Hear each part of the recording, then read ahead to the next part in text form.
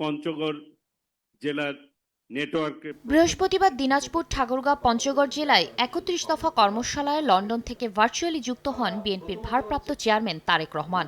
সংস্কার সহ তৃণমূলের নেতাকর্মীদের নানান প্রশ্নের উত্তর দেন।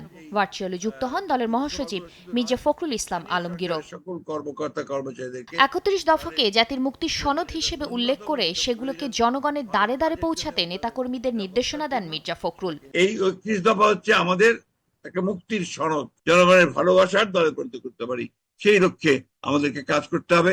৩১ দফাকে পুরোপুরি আমাদের নিয়ে যেতে হবে জনগণের মাঝে। জনমানুষের চাওয়ার সঙ্গে একটি মহলের চাওয়ার পার্থক্য রয়েছে উল্লেখ করে দলের ভারপ্রাপ্ত চেয়ারম্যান বলেন, গণতান্ত্রিক অধিকার বাধাগ্রস্ত হলে সবকিছু বাধাগ্রস্ত হবে। নেতাকর্মীদের যেকোনো মূল্যে জনগণের পাশে থাকার নির্দেশনা দিয়ে তারেক রহমান বলেন, সংস্কার প্রস্তাব উপস্থাপনের ক্ষেত্রে অন্যদের সঙ্গে পার্থক্য হলো বিএনপি স্বৈরাচারের রক্তচক্ষু উপেক্ষা করেই ৩১ দফা দিয়েছে।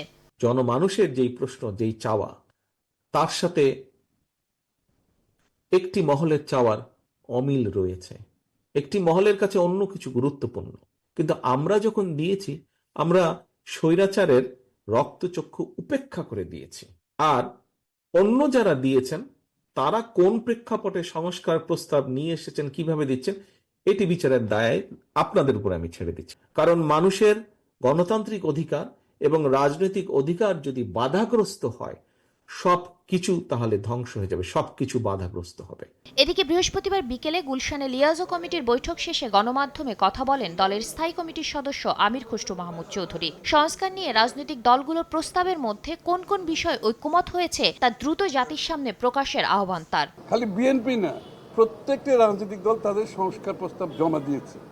সুতরাং কোথায় ঐকমত্য হয়েছে জাতিকে জানিয়ে দিয়ে সনদ সই করে নির্বাচনের দিকে আমরা এগিয়ে যাই। একই দিন দুপুরে নয়াপল্টনে জরুরি সংবাদ সম্মেলনে সিনিয়র যুগ্ম মহাসচিব রুহুল কবির রিজভী অভিযোগ করে বলেন, যারা ঘোলা পানিতে মাছ শিকার করতে চায় তাদের ইন্ধনে ফ্যাসিস্টদের দোসররা দেশে বিশৃঙ্খলা সৃষ্টির সাহস দেখাচ্ছে। প্রশাসনের রন্ধ্রে রন্ধ্রে থাকা পতিত ফ্যাসিস্টদের সহযোগীরা ষড়যন্ত্রের জাল বিস্তার করছে। শাতিলা শারমিন, সময় সংবাদ, ঢাকা।